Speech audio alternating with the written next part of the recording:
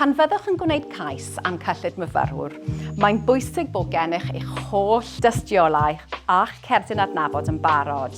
Mae'n bwysig eich bod yn teimlo mor barod a hyderus a bosib cyn i chi dechrau yn y brifysgol. Mae ceisiadau ar agor o'r gwawn yn ymlaen. Ar ôl i chi roi'r cais i mewn, parhewch i'w wirio. Bydd gennych chi cyfrif ar-lein gyda chyllid myfyrwyr.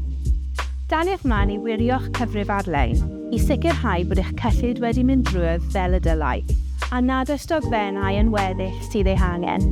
Ac ar ôl i chi gael eich hysbysiad drwyddiwch, gwiriwch ei fod yn gywir. Os ydych chi'n cael traffer, fallai'ch bod wedi gwneud cais ond heb derbyn eich cyllid ar amser, peidiwch â phoeni. Dydych chi ddim ar eich pen eich hun.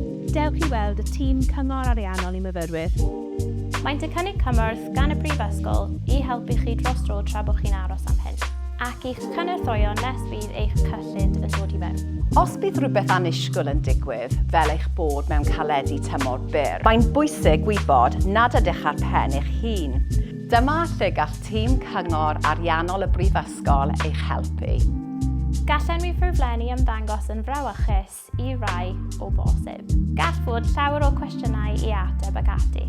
Gall y Tîm Cyngor Ariannol i myfyrwyr helpu. Mae'r tîm yma i'ch helpu chi drwodd yn y ffordd mwyaf syml posib, ac rwy'n addo nad yw mor anodd a mae'n ymddangos wrth edrych arni tro cyntaf.